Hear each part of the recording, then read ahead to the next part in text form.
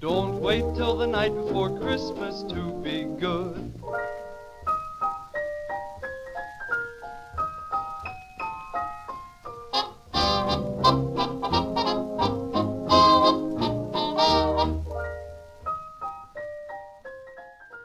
And in 3, 2, 1, welcome, ladies and gentlemen, to the 12 Podcasts of Christmas 8, episode number 1. We're back for another year of bullshit.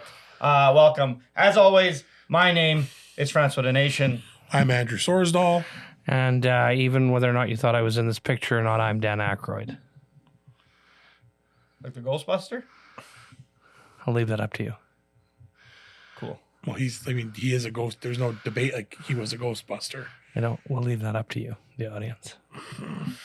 Yes. This year we're doing ASMR. Hello. Welcome. You're going to listen to Andrew sip a beautiful shot here because he fucking lied to everybody here. Earlier this week. Did not lie. I actually have a few things I have to address before I let anybody else speak at all. First and foremost, you'll notice a sign in the front. If you're not familiar with the caricature, he's from a show called House MD. I overlaid him with a gingerbread texture, and now he is a gingerbread house, which I think is phenomenal. I think he looks like he has Harlequin-type ichthyosis. And for this entire podcast, we're all going to lean in when we speak. Andrew, please. And whisper. Andrew, please give me the floor. Next, Andrew came in about 2 weeks ago, an idiot.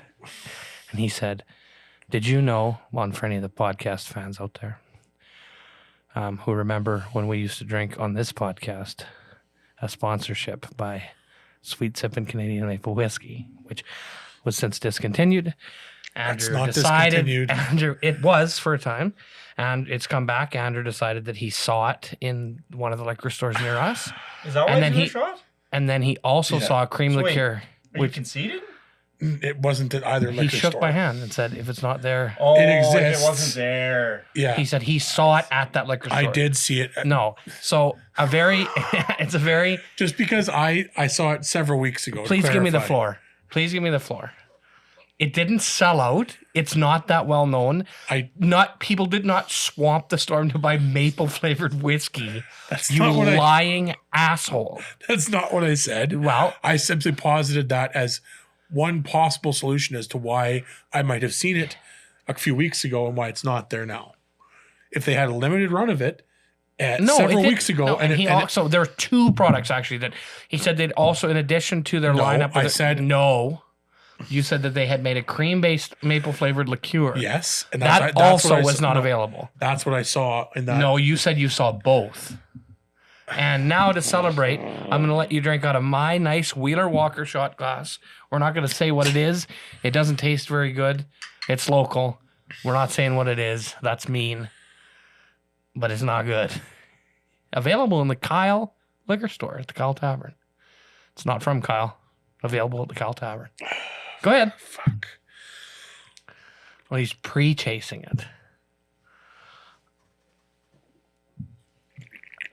Oh, it's terrible shit. It's terrible. Oh, fuck. It's terrible shit. That's like drinking rubbing alcohol, except worse. Anyway, so now that is solved. Oh, fuck. That's so terrible. Francois come up with a cool new bit of software that he'd like to share with you. Okay, so I think last year was the introduction of the switcher. Yeah. So you all know that we have the ability to switch between cameras. So to demonstrate again, because I'm very proud of it. It's like, here's wide, Brad, Andrew, me. Oh, isn't that cool? But a problem that we have is, like, obviously if we want to do switching, we need somebody to run. We need somebody to run the switcher because it's like a little black box that somebody needs to press the individual buttons to get the cameras to switch. But I was curious because I knew that the ATM could be connected via like a local network at your house to like a computer. So I'm like, I wonder if there's an app that does that too. So I just looked up on the App Store, and there's one that was free The other people were charging like 50 fucking bucks for an app. I'm like, I'm not paying 50 bucks for something that might not work. That's bullshit. So anyways, I found this app. Didn't take me forever, but it had some IP address weirdness and stuff. But anyways, now I've got the switcher hooked up to my phone. So as you can see, I can, boom, switch there. Fully Boom, autonomous. switch there. Fully Boom, autonomous. switch to Fully Andrew. autonomous. Boom, switch to me. Boom, switch back Fully to the Y. autonomous. So anyways, Fully that's cool. autonomous. So now we don't have to have somebody here to do the switching. We're fully I might be a little autonomous. distracted, so if I talk a little less, don't fret. I'm just. So, I'm it having doesn't fun have with a my new fucking toy. cork? Yeah, fucking lame. Lame. Maybe there's a cork under the thing. We were No, going to that pop was weird. bottles. So, for the first episode, to Keep celebrate shaking. us being back after so many weeks. 8 years. This is 8 years running strong. We don't always release all the episodes. Sometimes things get a little bit too much. But So, we bought to champagne. celebrate- 3 small we- bottles to be If COVID we just safe. keep doing this, we could get to the point where we're the longest running Christmas program. Of all time. Yeah. We Yeah. could. Like, I mean, we'd have to do does a lot. does it matter that it's not like on any, like it's not It professional? won't be. It's not syndicated, so we can't say that. But we could claim longest running program. I mean, we have to go for a fucking long time because they started televising the Christmas speech that the Queen gives, like in the 50s. So that's gonna be tough to beat her. Does that count as a Christmas program? Well, it's a program that comes out on Christmas. It's not like it's not not. We're a program. multi-episode. We could say that. We could Yeah. become the longest running multi-episode thing if the Simpsons stop doing. Well, they do Christmas specials. They do one-offs. They don't. It's not like they do No. several. Or maybe do they do two-parters on Christmas? I don't think so. Is No. Treehouse of Horror two-parters, or is it just one? Just Sometimes one. it's Just no. one. I think sometimes it's 2 parts. I don't think so. Oh, do you think that there's Canadian maple whiskey at one of the liquor stores near us? Oh, Are there any multiple part Treehouse of Horror episodes? Google if you can find fucking whiskey in the city. As of 2021, there are 32 One airing every year. episodes with one airing every year. Okay, fine. I thought there might be. I No, didn't you were claim wrong. to know. Well, you were wrong. Cheers to maple whiskey. Cheers to this thing. Someday we can taste the maple whiskey again. But not now, because it's not in the stores near us. You're right. Oh, we didn't check Stonebridge, but Henkel Piccolo Trocken. Is it terrible? It's got 3 names. it's champagne. I don't mind that. It'd be really good for a mimosa. Oh, that's actually not fuck bad. yeah. If we had some orange juice, we'd have a taste. That's not too bitter. That's not too bitter. That's nice. It's not too Oranges dry. are the same ones that they give because they give you a little. Oh, for like the bulldogs, like Well- the champagne bulldog things. Well, at Rock Creek they give you little champagne balls with your mimosas. Oh, I bet probably similar. Yeah, I would imagine. They're like a turbo mimosa. Aren't Turbo they? Mosa. I thought, Activate. was it Turbo Canadian Brewhouse that did the mimosa bulldog or the? And that was a bottle like this. Instead of a beer bottle, it's a bottle of champagne And like orange slush or something like that. Yeah. That sounds immense. So this Indeed. year on the podcast, again, we're going to be doing 12 roughly, at least minimum half-hour episodes. That's the new format we've obviously moved to. We're going to have some guests on. If people will come here, mostly everyone hates us. So probably Last year, obviously, we don't think we had one guest Nope. because of we had one guest planned, and then we figured that, especially at the time, because COVID was rampant at the time. and we were not all double vaccinated like we are now. Yeah. True. Proof of vaccine. Double vax, baby.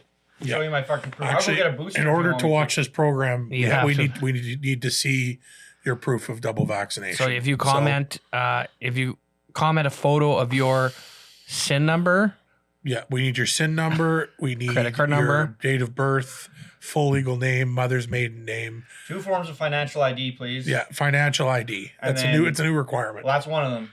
And then I would like 2 pieces of photo ID. Yeah, And then high res. if you could send me your health card in the mail. and like just like 2 to 3 years of your T4, and we're good. Andrew's got a new game for us to play this year. It's not really a game. It's a trend that I've seen online that I thought would be interesting to take on our own spin on it a little bit. So we're going to call it the Reddit Roundtable. And I have one of my favorite subreddits here for us to cast judgment upon is, am I the asshole? So people pose a question, am I the asshole for A certain scenario. a certain, like they do a short version of the scenario and then they elaborate. So I have a few saved up here earmarked. Would you that say? I've Would you say they're? selected. Would you say they're earmarked? Sure, that's one word one could use to describe what these are. So Would you say they're earmarked? they are. One could say that. So am I the asshole for calling the police on my client? I, a 28 female, do babysitting on the weekends to make, oh, they repeated this themselves here, to make some extra cash. There's one family I definitely should have phased out by now, but the kids are cute. And I don't have another job, and it's easy money. My issue is the mom is never home on time. She used to not give me return times, but finally I started asking, as it made it impossible to get anything done on the weekends. I'd go babysit so she could go to brunch, but she'd be gone from 11 a.m. to 7 p.m. My whole day was gone. After that, she'd start giving me times, but never stick to them. She wouldn't even call to tell me. She'd just stay out. On Saturday, I got to her house at 6. She was supposed to be home by 9. I told her she needed to be on time because I had plans to go out with friends. I was even getting ready at their house after I put the kids to bed. She promised, of course. 9 rolls around and she's not home. I call her, no response. Text, no response. Another hour, nothing. Still calling and texting. Finally, it's midnight. By this point, my plans are long ruined, but I'm pissed and exhausted. I call her and leave a voicemail saying if she's not home in the next hour, I'm considering the kids abandoned and calling the cops. I also text her this. I try calling her 30 minutes later and it goes to voicemail and on the second ring. I text her again and she leaves me on red. If she had reached out saying, hey, I'm staying out till X time, I would have stayed. I don't know of any of her family nor the father of the kids, so I can't call them. I gave her a grace period of 15 minutes and tried calling again.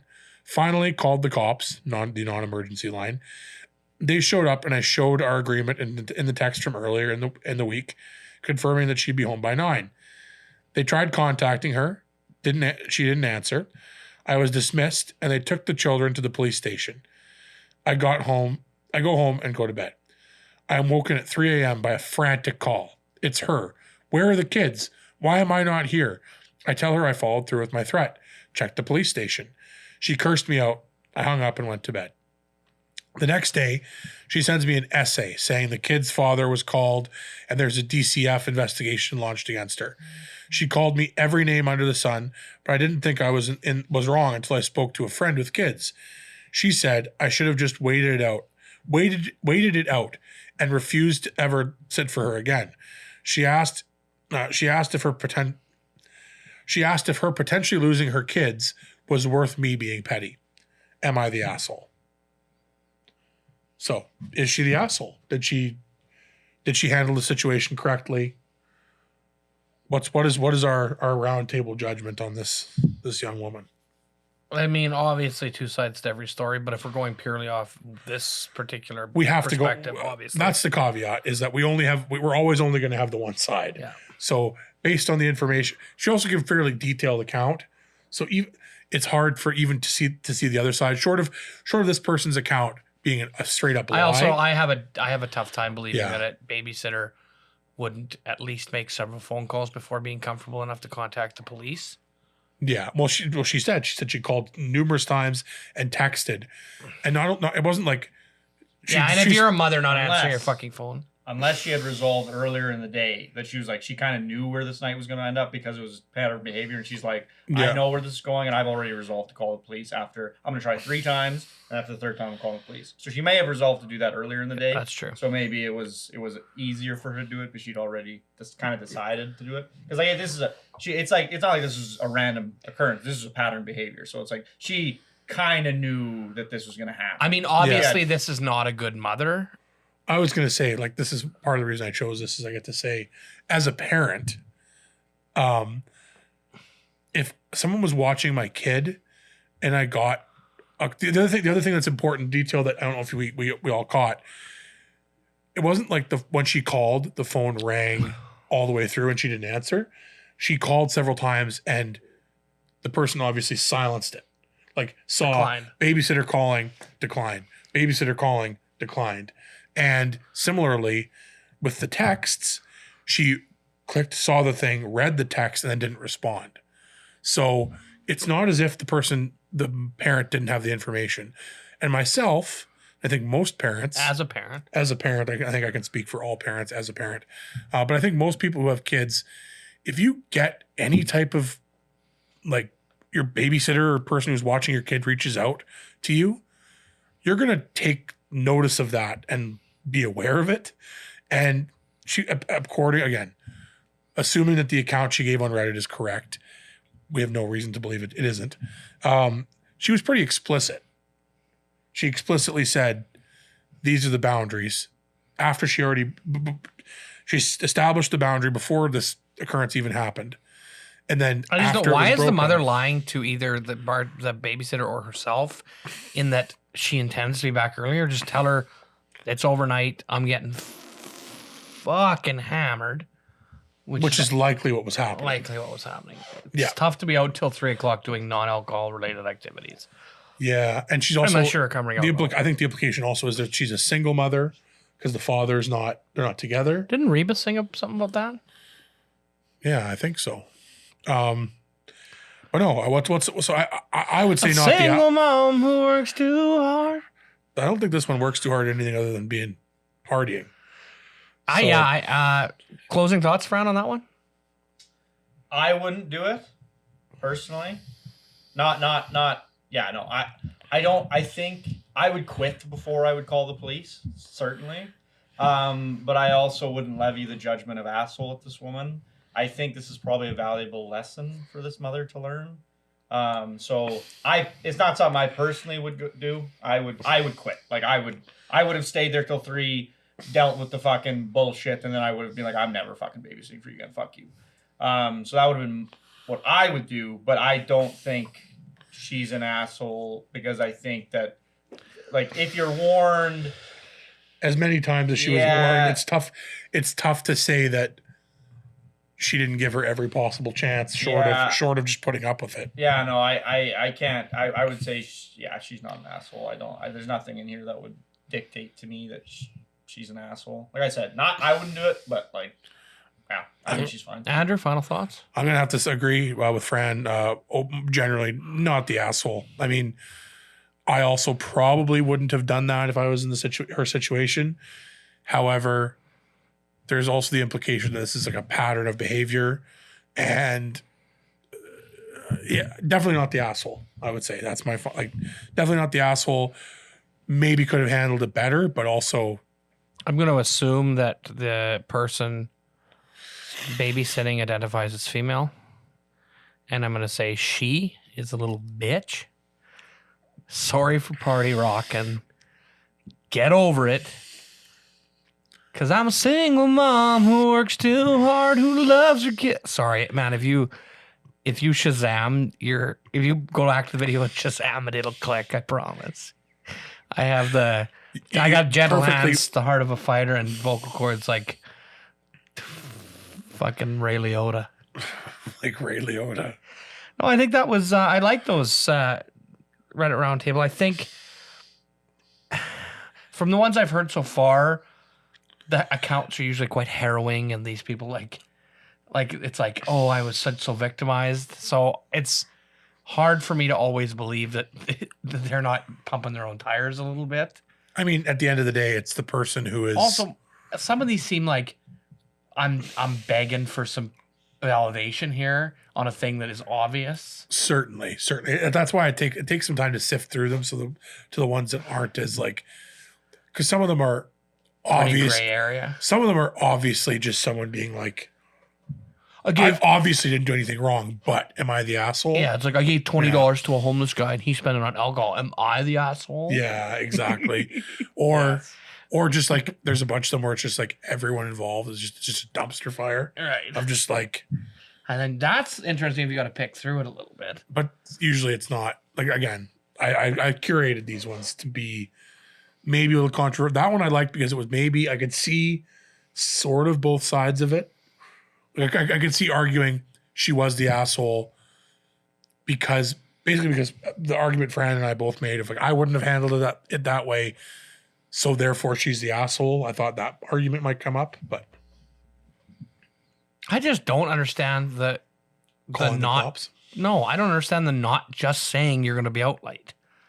I think the whole thing was Maybe the babysitter luring- won't agree. yeah, like the babysitter was like, I can watch your kids, but I can only stay till 9 because I got plans. Oh yeah, I'll be back till 9. No worries. Yeah, okay, that makes more sense to me. I'm not a parent, like I said, and I've said many times in this episode. As far as I know, I mean, there are a few thick eyebrowed kids out there that I gotta take a couple second looks at through their baby pictures on Facebook, but I'm pretty sure that I'm shooting blanks, thankfully. So that's nice. Like I said, we are going to have a few more guests on the podcast. We've got a musical guest coming up in a few episodes. Got a pretty amazing life story. Hopefully he'll get into that with us.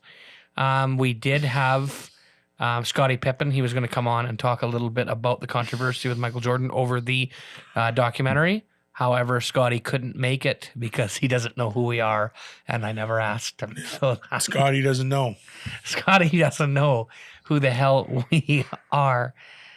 A few other things I'd like to try. Andrew and I are going to do a bit of a creatively reworked Name That Tune episode. Tune isn't T-O. Yeah, we're gonna take a good idea that was poorly executed last Not season. poorly. Well, It was not expertly executed. not executed at the level at which it could have been executed. But yeah, we're gonna rework that because I think that was fun for us. I don't give a fuck if it was fun for anyone else. Yeah. It was fun for us. Heartbreaking defeat for me. Just like I'm so arrogant. I'm so pompous. I expect, if nothing else, to win every time in anything I'm involved in. Yeah, before you, it's like if I said, Brad, we're gonna compete, you're already like, doesn't already- even matter what it is. The competition at that point is a victory lap because in my head I've already won. Yeah. I am so egotistical, so Like narcissistic. the competition could be, we're gonna see who's the most humble. I'm already there, baby. Yeah, I'm the most humble. It's like that song. Yeah. I'm the like, most I humble don't know, list. like, At the top of the humble list. like short of the competition being who can suck the most, I don't know if I would ever picture myself in the losing ring. So you couldn't suck the most. Wow. That sounds Brad. pretty, No, let's not get Brad, that sounds pretty let's not- homophobic, let's not Brad. get carried. Brad couldn't suck the most. Let's not get carried away. I've never. Have you ever heard I don't something know so? if I want to hang with somebody who couldn't suck the most. Have you ever heard something so homophobic in your life? Oh, I wasn't picturing it that way, but Yeah, no. no, Andrew. That Well, was unfortunate. I mean, I guess if you see sucking as bad, I guess it's inertly bad. It's inertly bad. Really interesting little historical piece that I saw on one of my favorite YouTube channels. There was a guy who snuck into NASCAR within 2 weeks of an event, made the qualifying round, and then lost terribly, but he made it into a NASCAR event. This is like in the 1970s. Disappeared. Nobody's seen him since. Like race? Yeah, use a fake name, got a sponsor, got a car, got a pit crew team within a 2-week window, got to the track, lied his way in, ran the qualifying lap, made the qualifier, got into the event, lost right away. That's I think I incredible. heard about this. Is that not incredible? The level, like, okay, weird bit tangent, but one of the things I've kind of seen again is a sort of a trend I've seen online is people either like being challenged to sneak into places or similarly, like, we're going to hide out in this place and then stay there overnight. And I watched this amazing video of these British people, these British guys who snuck into a water park and hid there overnight. And then the idea was then they get the water park all to themselves Everything's overnight. dry and nothing's running. No, everything was running because they have to keep it running for it would be crazy to start it up every Right. day. So they sneak in and they actually let someone out, like a buddy shows up and they let him in. And right before they actually even get into the water, security shows up and they get arrested. Really? Yeah. Yeah. But it was just a level of commitment they did for a video on YouTube. Like, I'm assuming all these department stores must have security 24 hours a day for that kind of shit. Oh, yeah. Well, that's the other thing people don't realize, like places like Walmart, like it's closed at whatever time, but then they have the night staff that comes in and works all overnight. Oh yeah, like to stock. restocking and cleaning. So it's not just empty. Like there's people working overnight. Yeah, because I've always thought about fucking like Everyone's thought about right like near clothes. what would you do? Like just like stay overnight at a store or at the mall. No, this is what I do. I've thought about this many times. And this is a very simple answer. But I would sneak into a Walmart or anywhere that has a grocery department. Eat as much as you can. No, because I wouldn't be able to eat very much. That wouldn't be a very good thing for me to take on. But no, I would go into the bread aisle where all the freshly baked bread is, and I would just fucking Roll around get the bread. on the bread and roll all around and have a nice sleep. Make And yourself- it would make be yourself- so soft. I would take all the bread, throw it in one big fucking pile, and I would just Make yourself a little nest. mulch all over.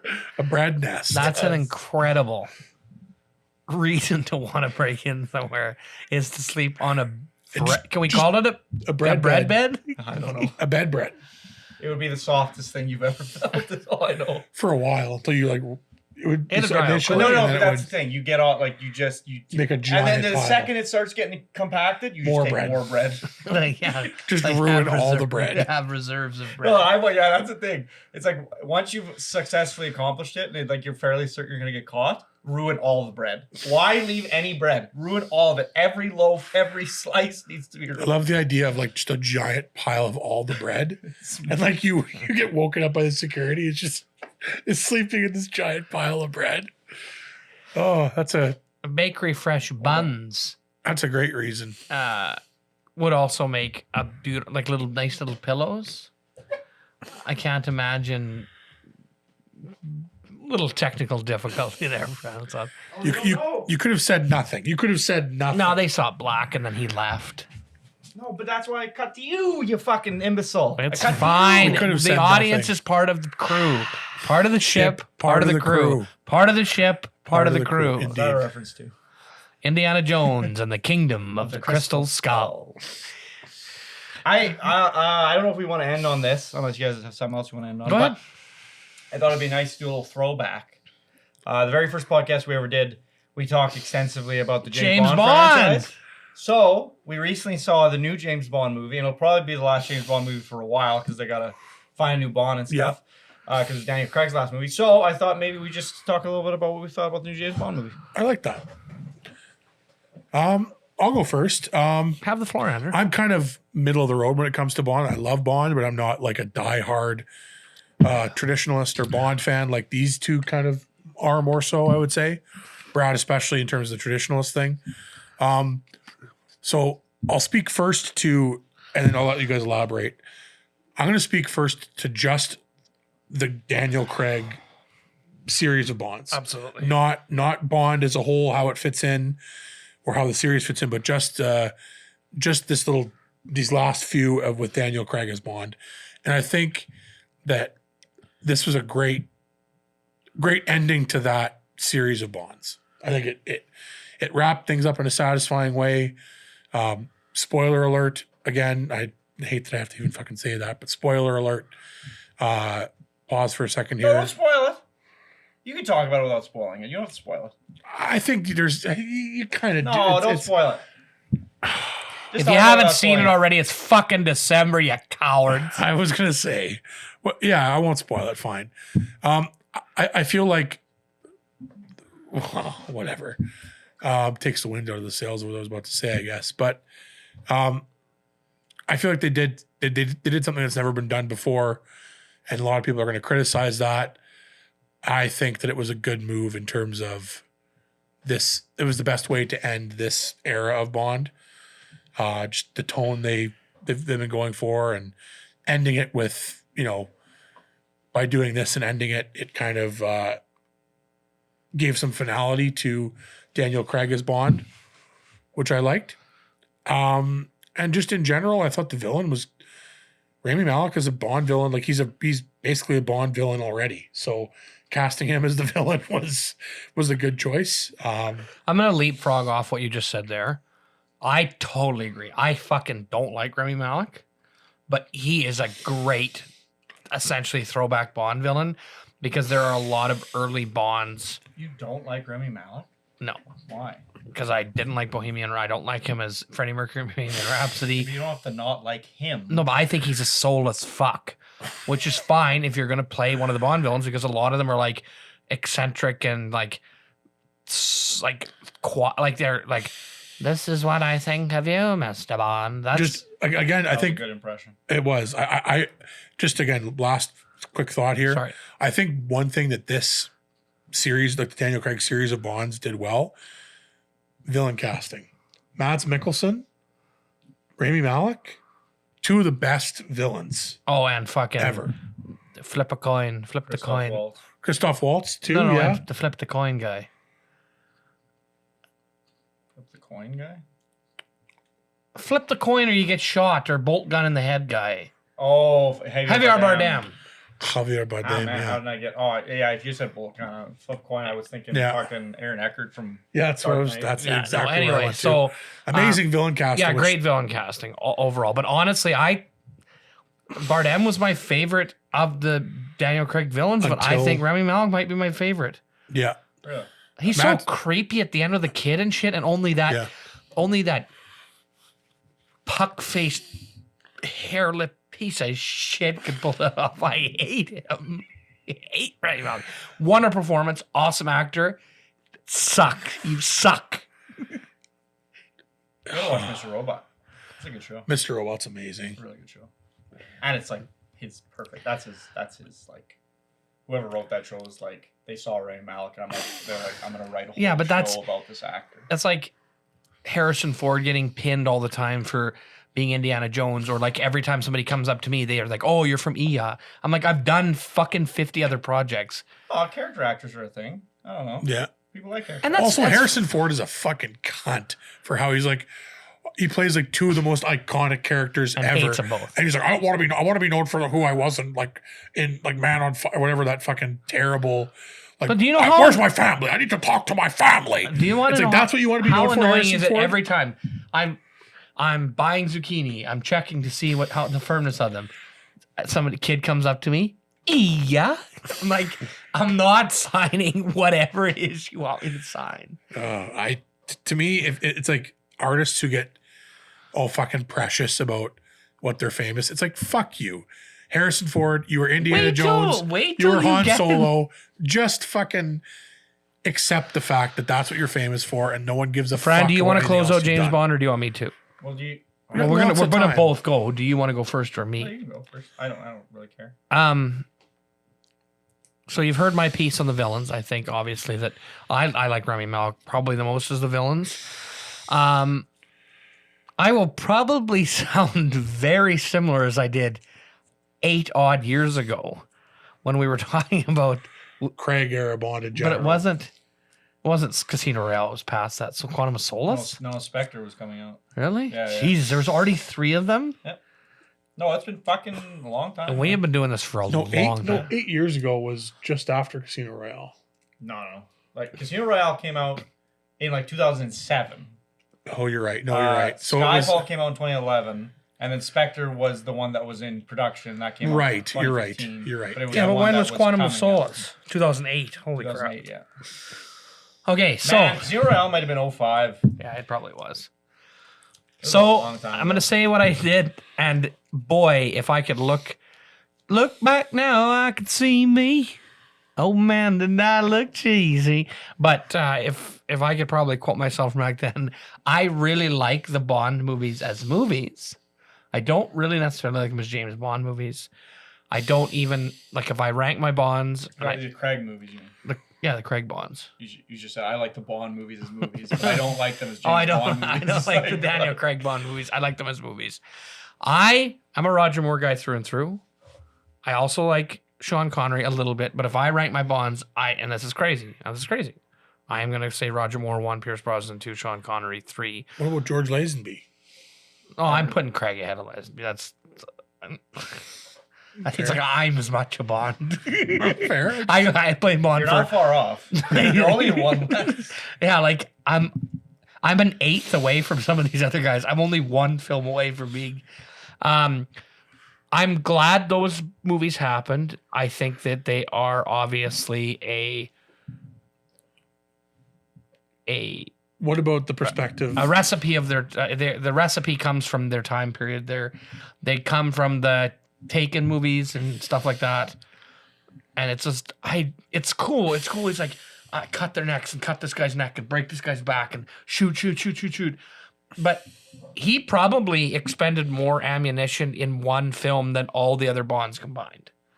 I would say for sure. Yeah, but is that I guess the argument I would make is, were the old Bonds limited by the capabilities of the era, and they were trying to? It's like Daniel Craig didn't do enough of this, with this weird hand out to the side and like coming around a corner, and like hip fire. having toothpaste. But like, how much of that? Like was, these guys are like, Mr. Bond. Craig pulls out a semi-automatic handgun right between the eyes. 1, 2, 3. Guys like. I think that played back in like the 70s, 80s. Like it played back in those. Well, then in those, either that stop era. doing it or do what Bond is. That's what my argument is. Well, I think the argument is that It's not Jason Bourne. the character evolves over time, and with the new era of Bond needs to evolve. Like you can't have 70s Bond. It's like very much like that fucking the Family Guy sketch where it's like Bond being like, you're going to have sex. You're going to have sex with me. No. 10 yeses and a but nose. I think 10 you and no's I- and a yes still means yes. I think It's you and I like, can oh. both agree that you could modernize the more campy, gadget-friendly, less lethal Yes, version of James Bond. it's called Kingsman. Sure. Are those things mutually exclusive? No, And would Kingsman exist without Daniel Craig? Bonds? Probably not. So No, I just think that. Well, we don't have to rehash this too much. I get what you're saying. I just think it 8 years later, I still think you're fucking wrong. it lacks. I think your opinion lacks a little nuance in that. I agree that it's not the original Bond, but in terms of adapting the franchise to the new era and a new audience, it did a fantastic job of that, of modernizing a character that, frankly, I don't think you could make. Well, you could. I don't think it's going to play the same way that it did. The old films did. I don't disagree. I just look at something like Austin Powers, which is a direct parody of James Bond, but Austin Powers makes no sense if you're parodying the current James Bond. Like, it's completely changed. It would be like, if you showed a kid today, it's like... It would be fucking funny, though, to see an Austin Powers movie spoofing the Craig movie. It would. That's the thing. It would. That would be funny. Fucking funny. I want to see that. I want to see a Mike Myers, Austin Powers, but it's just like this radical tone shift, and they do it the exact, like, it's very, like, Yeah. It's like the difference between Die Another Day and Casino Royale, like that. It's like the difference between Goldmember and the next Austin Powers is like that. Like, all of a sudden, it's like weird highbrow humor, and like, nobody, like, I don't know. Everyone looks good. And Yeah, like, it's gritty. I think that's a good idea. But that's the thing, though. It's like the Daniel Craig movies didn't exist when the last Austin Powers movies came out. So it's like you can't. No. It's tough to use that. Also, as an example. you can't like. It's a specific parody of a specific movie, so obviously, parodying something that's not. But it's not. It's all the Bond tropes. Yeah, but And also- again, those are the tropes of that era of Bond. But all of them had that in common to some degree, and then Craig was a complete. Like, I'll say, like What's the difference? What's the time difference between the last Bond with those tropes and the Craig movies? Over a decade? No, Die Another Day only Die came Another out Day like was- 2 or 3 years before. Casino Was it Royale. only Casino 2? Royale. I thought it was longer. No, Casino Royale was a flop, and then they wanted to like reboot it. It might have been like 5 years max. 5 years max. That's what I'm saying. Because I think Die Okay, I Another thought it Day was came out in longer. 2002, and then we're saying that maybe it came out. I don't even know if I saw Casino Royale Die came out in Another Day. 05. I fucking love Die Another Day. Die another Everybody day. hates Die Another Day, but I love Die Another Day. Die Another Day is Kingsman. Watch Kingsman, then watch Die Another Day. Like, Die Another Day isn't funny at all, like Kingsman is. But it's like, in terms of the action, the spectacle, it's like, it is Kingsman. Like, that's what it is. Like, I'll say this, like, my thing with Kingsman and it not being a great successor to Bond is the fact that it's too that other way, which I like. Like, I like it as its own thing. Like, I think Kingsman has its own identity, but But if they were to be like, this is James Bond, I'd be like, this is way too much CGI and way too much craziness and robot dogs and like this stuff. So like, but I think it works because it's Kingsman. It's not James Bond. comedy. So I don't have this expectation that I need it to be a little grounded. And like we can, I don't even need I don't need the goofy come-ons and the weird sexual innuendo shit. What I want is like, it's 2021. Let's come up with some futuristic gadgets that are like, because things that have. That's why I think Kingsman. fucking No Time to Die is like the best, the one that fits the most into the rest. It's weird because it's the one that doesn't fit the most in, and it's the one that fits most in because it's the only one where they've got actual gadgets and cars with shit. Like they don't just do like one little nod. It's like there's a gadget like every fucking 30 minutes. And I don't disagree. That's why I think it's probably my favorite of the Craig series. And it also like being in like these settings with missile silos and shit. Like that's real James Bond shit to me. Yeah, it's like the Russians are the enemy again. But how much of that is it? informed by the films and how much is that informed by the games that were popular? Like the gadget stuff? Yeah, like all that stuff. Like what so much that rings to be more synonymous with like the games that we grew up playing.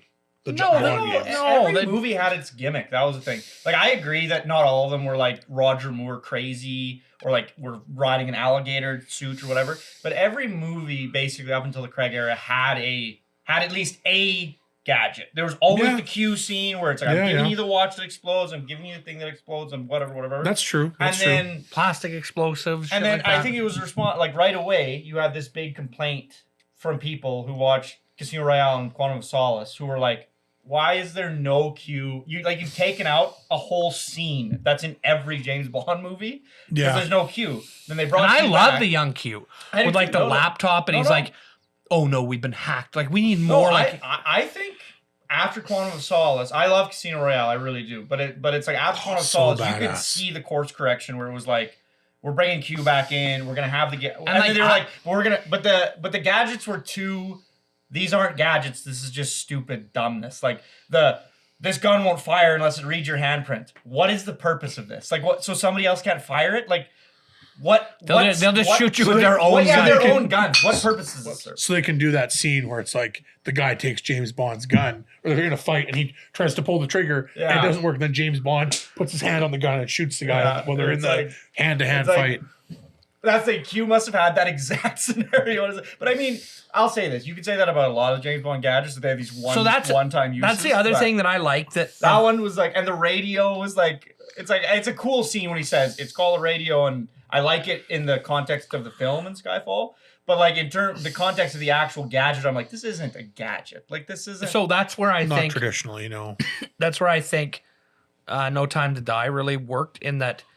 Although we didn't see the gadgety stuff, the villain plan was also freaky, sciencey. Like I think we did see the gadget stuff in No Time. No, to we Die. did. I'm just saying, not in the same way.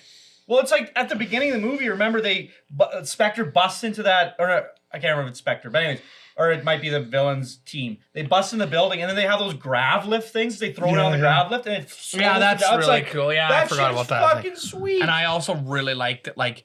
That's another kind of like Bond trope of like this crazy supervillains. They have Christoph Waltz like in a glass case and he's chained down, and then it has to like go through through a solid concrete like it's pathway. Like the assumption here is that it's like he's never in a room with another human technically because he's always in his own little room. And it's like.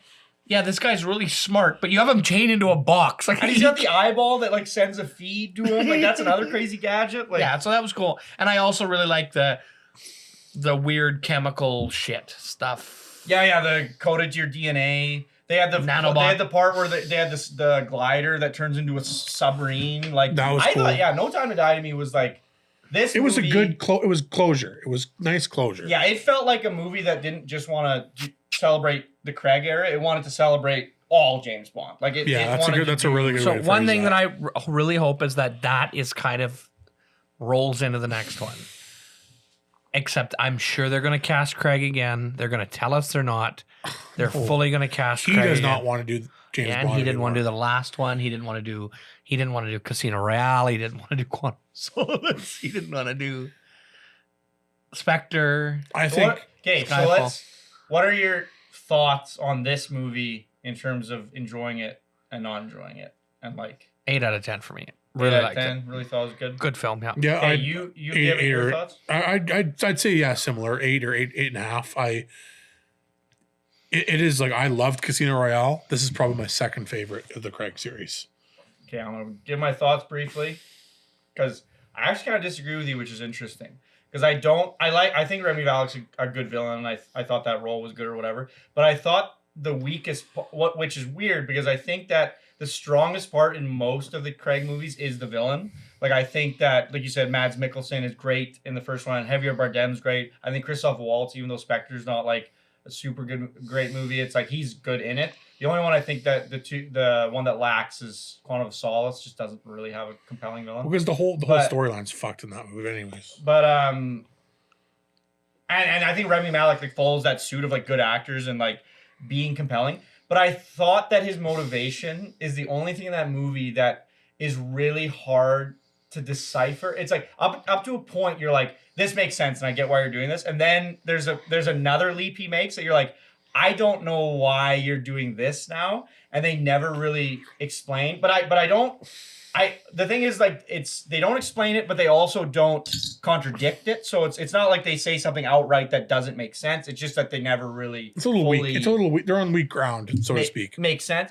But I'll say this in terms of everything else to me, I think the movie is the strongest one in my opinion. Like the motivation for the villain, that's where I think the movie's kind of got a weak spot. But everything else to me is fantastic. It's got the best choreographed action sequences. I think it's the best performance that Daniel Craig's put on. I think it's like they have like the set pieces are awesome. I think it's the most like I love the gadgets. I love the plot. It's like intriguing. I love that it's like an original thing. Like it's like it doesn't feel like most Bond movies feel like and I think this is like a part of what people like about them, but I like that this is different, is that you could just watch any Bond movie and it doesn't really matter the context or anything. It's just like, this is a serialized thing, and it's like we're just watching Bond on some adventure and the stakes don't really matter and who cares, because it's like either the world is ending or it's always the world is ending, so it's like whatever, I don't really give a fuck. But in this movie had like actual stakes. Bond like grows as a character and has like character development. There's like a whole new side of him you see. Like I just thought like of all the Bond movies we've seen, like literally all of them, it's the first one that's actually moved his character forward like a notch. It was like we're actually gonna like write him beyond the 6 character traits he's had this whole time.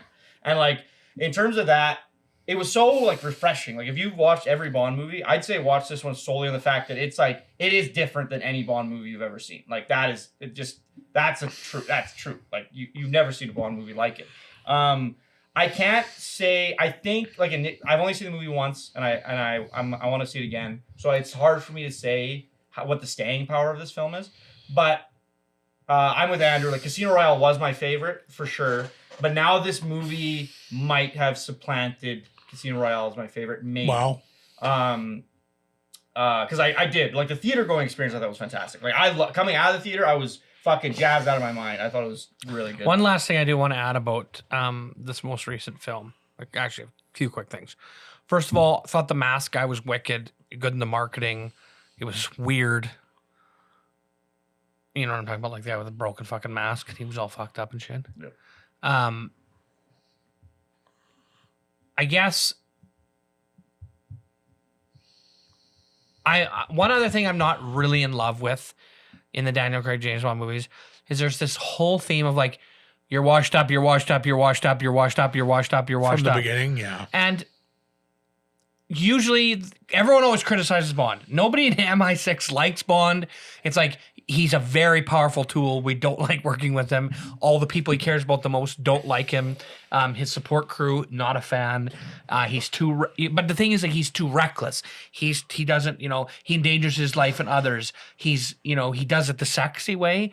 And I like that we moved to that washed up thing, because that's kind of where I felt like we're at with Bond now. It's like, Are you saying that the films are getting washed up? You know, is it a commentary on we've This been doing the type of Bond action thing for too character, long? yeah. I thought it worked really well in Skyfall, but then they kind of did it again in Spectre, and then they sort of did it again in No Time to Yeah, Die. it was and it's like a movie- now he's in the jungle and he's just drinking. Skyfall came out 10 years ago, and it's like, I'm way too old to be doing this. 10 years later, You're getting washed up, Bond. it's like you've just become too old to do this. It's like, you fucking said that. a decade So ago. I also think one thing that would be tremendous is if we could get, sorry, Idris Elba, if we could get like a 28-year-old Bond or like a 32-year-old Bond, young, like, and get into like recklessness. Oh, I'd love to see a younger guy. I'd love it. I mean, I'm excited to see where they take it because, like, for the first time, It'll probably be like it's like it does. I feel like I don't know what to expect with the next one. Like the Craig ones felt very like it was very much like this is a response to Jason Bourne. Like this is Bourne Bond, and then it was like Skyfall came out and like this is the Dark Knight Bond. It was like you can kind of see that those movies were sort of, some of them were responses to other movies that came out right before. But I like that the way that No Time to Die, the way that it ends is like there is finality. it's like where There is a distinct ending of an era. yeah, it's like what is the next Bond gonna look like? So I'm Like, excited to see what. No that matter is. what, it's like there is an end to that era and a beginning of a new era now. There has to be. Yeah. Unless Daniel Craig is back for one more final feature film. Thank you guys, everybody, for joining us today on the Prehistoric Podcast. As always, I've been Dan Aykroyd from Blues Brothers or something. Is he in Blues Brothers? I don't think I've ever seen Blues Brothers. I had the Nintendo 64 Blues Wait, isn't Brothers it? game. I haven't seen I believe he's what? Is there two Blues Brothers movies? Or just I one? don't know. Yes. I Blues believe. Brothers. It's got a 2000. Belushi in it. The one that died. It's the Belushi's in the I've original. never seen Yeah. Blues Brothers. I'm gonna download both Blues Brothers movies and watch them like in the next 2 days. They're a tough go now. They're a tough go. I will not. Thank lie. you so much for joining us. As always, we're the crew. Come in for 11 more strong episodes of the podcast. I know we're really nice guys, But please don't ever do this again. but we're going to 11 more times. Goodbye.